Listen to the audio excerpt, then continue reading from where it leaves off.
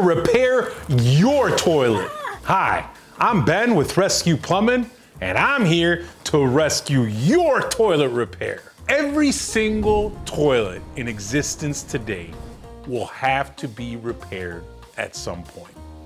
Every toilet has moving parts in it, and those parts will eventually wear out, just like everything does. Today, I'm gonna try to knock out two birds with one stone by showing you how to repair your toilet, and I'm gonna avoid giving my plumbers a job they don't wanna do. Look, one of the worst things you can do to a plumber to damage their ego is send them only to toilet flapper calls. Hey man, boss just called, said you're gonna be the flapper guy. You can't do that to me, man. The worst insult a plumber in a plumbing company that they can have is to be deemed the flapper guy. Oh no! I've been deemed the flapper guy! Being the toilet flapper guy means you're almost like a little baby. Little baby.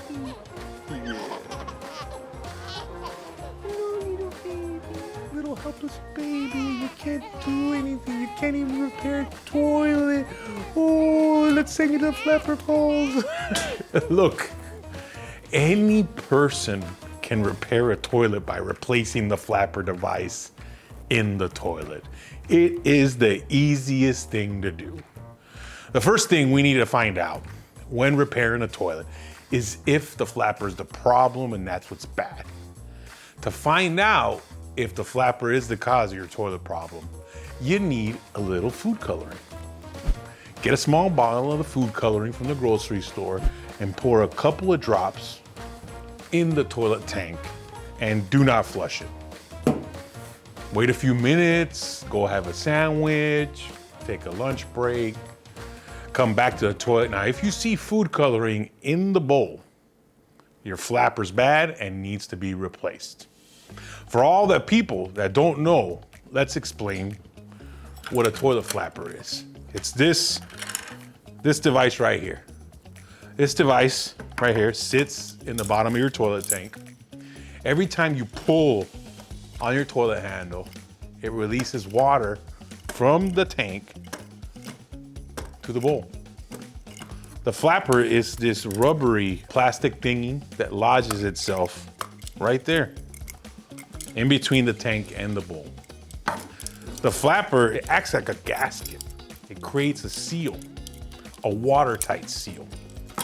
The only problem is that rubbery plastic underneath here, it's always in constant motion and it sits in water always. And we all know from science experiments that water is nature's natural solvent. Eventually, it will dissolve almost everything.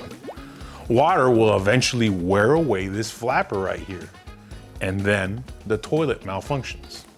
The toilet then begins to come alive all on its own, making noises, whoosh, whoosh, whoosh, turning on all by itself. My toilet will not stop making noise.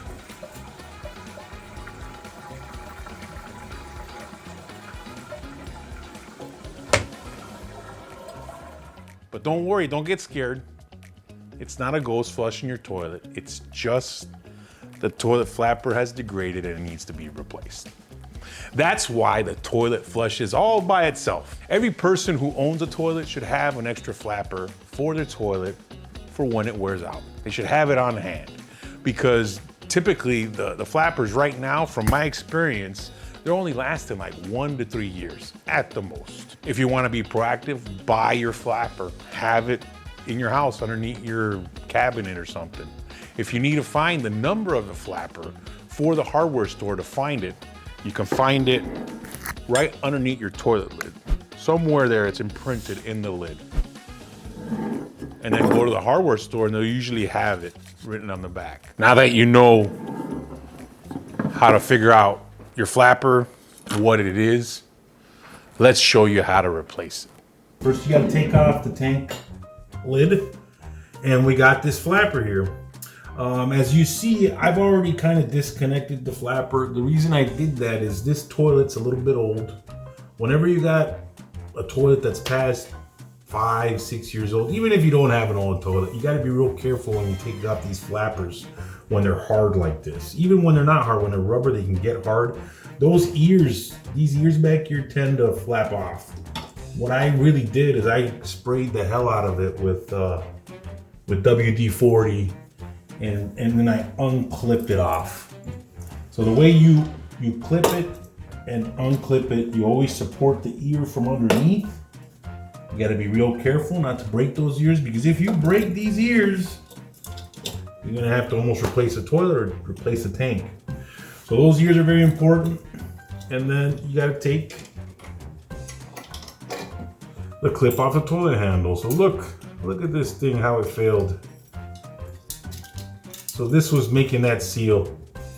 It's all lumpy and got bubbles in it. Look at the bubbles in it. Look, I'm popping bubbles. So that's what was letting all the water, releasing all the water into the bowl. So now we're going to install the new flapper. Every rescue plumber has a 3-inch adjustable flapper in his truck. So how you do it is don't clip on the ears of the flapper.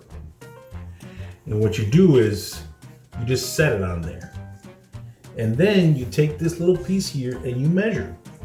So you kind of can eyeball it. So I know where I need to go with this guy. Bam. And then you still don't clip the ears. Wait, make sure that your chain was linked right and it's got enough slack and everything. I think it's good.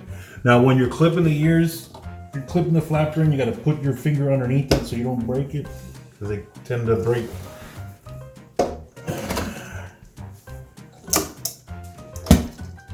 I think I hear a good seal. Another thing you got to be real careful with is underneath the flapper, the old disintegrated one usually leaves a residue that can cause the other one to leak after. And you got to really stick your finger in there, make sure that it's got nothing in it. This one has nothing in it. We're good to go. Now, if you've already replaced the flapper and your toilet's still malfunctioning, making all kinds of noises, then it's a bigger toilet repair issue, and you can give us a call.